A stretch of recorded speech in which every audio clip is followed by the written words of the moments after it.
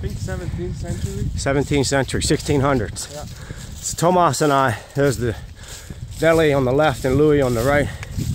Tomas and I went for a long walk on the there's deer. Yeah. Went on a long walk through the woods. We came up on top of the hill and were greeted by this church. It's very old and very beautiful. Down Sevnica, Sava River, winding through. You can barely see, if you just follow the S-shaped pattern of the snow, is the rivers on the left of that. And Sevnica is at the bottom of that valley. These look like some form of wild blackberries up here on the hill. An outbuilding, some lights, and a very, very old church. Older than any church in the United States, unless you're in Massachusetts or New York. And somewhere is the road. The road's below us now, isn't it? Yeah. All the way down there. Wow. Oh my. That's going. There's a long walk back. We will take a short shot. I got you. So, Slovenian countryside at its finest. The bell tower looks to be copper.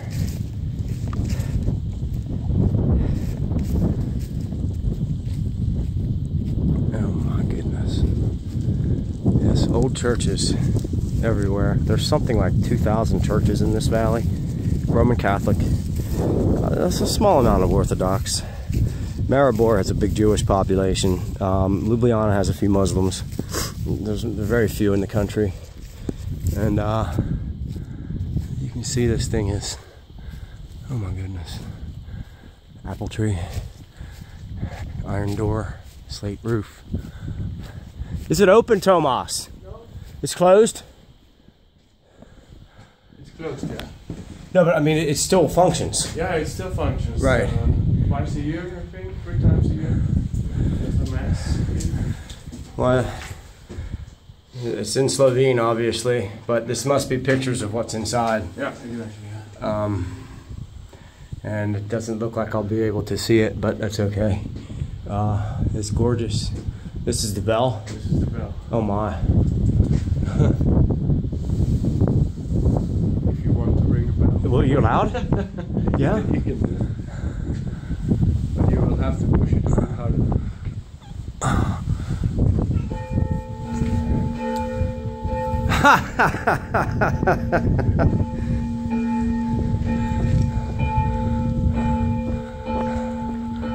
Carpe ringing the bell. Wow, thank you, Tomas. That's the most fun I've had in quite some time. So, someone lives here. It's abandoned now because a lady was living here but died maybe a year ago. Shame. An outbuilding. Look. Almost got me, Lou. Thanks, Tomas. So no one living here now. No one to hear the bell. Come on, Louis. A lot of beech tree. That's a cherry tree. Haven't seen many of those. Must have been ornamental. And this whole complex is abandoned. That one further not. Okay. But this is abandoned. Yeah. It is in the family now, but nobody's actually living here. Well, they'll come back. Yeah. Someone will come back. Yeah, lots of firewood. Wishing well. The Barrel. walnut trees. Walnut. English walnut. Yeah. Right, Carpathian, so-called. They have a lot of black walnuts at home. It's a very invasive tree. It puts out a chemical in its roots that doesn't let other trees grow. And if you chop up the branches and use it as mulch, it'll kill the plants you're trying to mulch. English walnut, not so much. And well, it's tough to beat that. You all know who that is, I would assume. Cristo. This is lovely up here. And these are grapes, right? Yeah. Yeah. And there's probably another stained glass inside here, I would assume. It's very old. Even the shingles are handmade, it looks like. Yeah. Yeah, out of wood? All handmade. Yeah. Dolanesque. Is that the name of the church? What does it say? Dolonsek? No, those are families. Families. Written here. Who dedicated the stained glass. Yeah. Right. So they had money, is what that means. Right. And they wanted people to know it, so they put their name on a stained glass. And this is really cool. There's probably another one right here. So they mark the road with these stained glasses. Wow, wow. So they're all down here? Everyone is one of these? There are, I think, still 3 or 4. Huh.